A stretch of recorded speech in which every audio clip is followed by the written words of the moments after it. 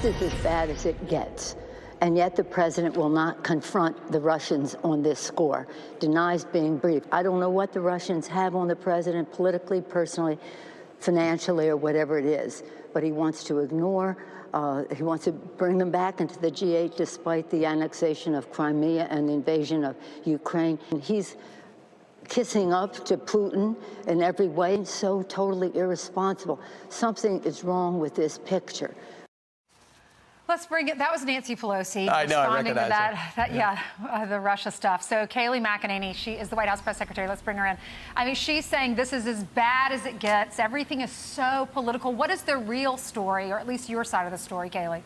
So first, Nancy Pelosi is entirely off base. This president has been very tough on Russia, sanctioning innumerable Russian targets, closing Russian consulates. So she's just off base on her facts there. But secondly, let's put this in the context of what she's talking about. She's talking about alleged intelligence that was never briefed to the president of the United States. And what's she doing? She's taking a report based on anonymous sourcing that was just dead wrong. The New York Times was wrong, believe it or not. And she's politicizing it. So the only person playing politics here is the Speaker of the House, and it is truly despicable.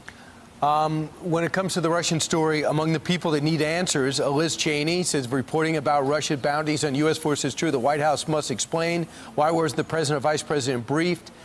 So when people like Liz Cheney, who has been a very loyal ally to the administration, have questions, has there been an effort already from the executive branch to brief her? So there will be a briefing today. I think it will clear up a lot of the false reporting from the New York Times. The president has made clear that he's never been briefed. Two DNIs have made that clear, both Radcliffe and Rick Grinnell, two national security advisors, Robert O'Brien, the current one, and even John Bolton said he was not aware of this intelligence. Intelligence, we don't comment on it routinely, but just so you know how it works, it's vetted for its veracity, and it only goes to the president and the high-level officials when it is deemed as verifiable and credible. So I think it'll clear up a lot when members of Congress are briefed today, but it is truly egregious when you have anonymous sources spewing out this information on the pages of the New York Times and wrongly giving them false information. Kayleigh, do you think their sources, their unnamed sources, are in the White House? I mean, we've seen that before. There's some people who work in the White House who don't like the president. Yeah, I don't know who these unnamed sources are, but it is really egregious. There's no place for this kind of leaking. It does not serve the interest of the United States to go and to share classified information or unverified intelligence or any of the thousands of reports that come in on any given day that have to be assessed for their credibility. So, Kayleigh, Chuck Schumer is urging the administration to renew the COVID-19 emergency declaration. What's the administration's advice to the states that are seeing this uptick? Because I think there's 17 of them now. So I won't get ahead of the president on the action, but the president did say to me he has no interest in rescinding an emergency declaration. So he did say that to me last week. But what I would say to the states that are reopening, this country can't afford to stay closed. We saw suicide hotlines spike, increases in drug use, people missing their cancer appointments and cancer screenings and treatments. Dr. Scott Atlas has been very clear about all of those consequences. But what I would say is this: we've entered a different phase of this disease. We've entered a phase where we do have therapeutics that are working, like remdesivir. We secured 500,000 treatments of that, course treatments, as confirmed by Secretary Azar this morning. We've entered a place where we're catching people in the community, not in the hospitals at late stages. So we're at a place where we can handle the cases that we're seeing. The president's always said there will be embers, but he's always said that the cure cannot be worse than the problem. Just moving ahead real quick on something else that popped up last week. Obamacare, just by the way it works its way through the court system, the president had an opportunity to leave it be because we're in the middle of a pandemic, or let it go through the court system and it'll possibly be front and center and could be exterminated in October. Do you worry about the wrong message being sent, especially to seniors at a time like this?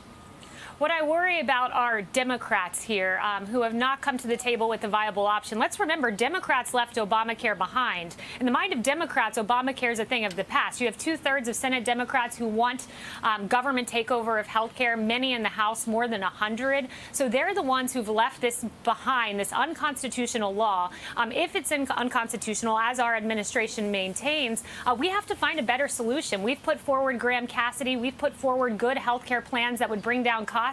But Democrats want to eliminate Medicare entirely because that's exactly what Medicare for All, so-called Medicare for All, would do. But they would would eliminate the Medicare system. But Kayleigh, that's true. But they would like to keep Obamacare intact until whatever. It is the administration that wants it out, but there's no replacement. The skinny deal died 2.5 years ago. So is this the wrong? Is it politically detrimental to go forward with this, especially when the court case is going to be heard in the fall?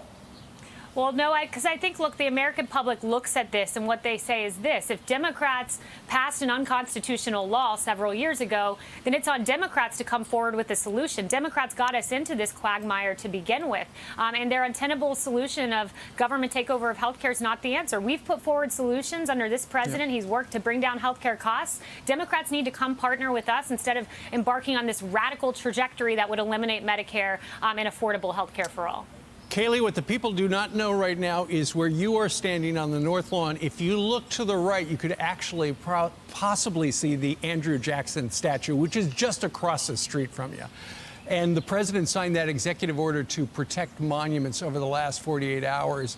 And he also tweeted out, I think it was a little more than 15 of those FBI wanted posters of people who were involved in damaging that particular monument.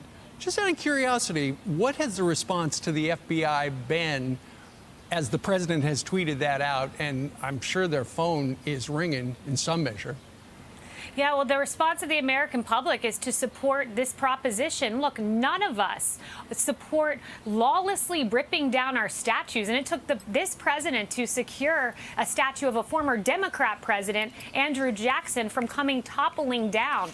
He signaled this weekend with these charges from the DOJ that there will be law and order in this country. You cannot rip down statues. You cannot deface Gandhi and the Lincoln Memorial and tear down a statue of Andrew Jackson. There's no place for that kind of lawlessness in society. Not going to happen in President Trump's America. Kayleigh, the president tweeted out that tweet yesterday and took it down. If you played it, it was a guy saying white supremacy. It was another woman, or white, White power. White power. And then the woman was yelling obscenities because she doesn't like the president at some of the guys that were in the parade down at the Villages. What's the president's response? Did he know what he was tweeting when did he accidentally tweet that? So the president did not hear that phrase in that portion of the video. And when it was signaled to him that this was in there, he took that tweet down.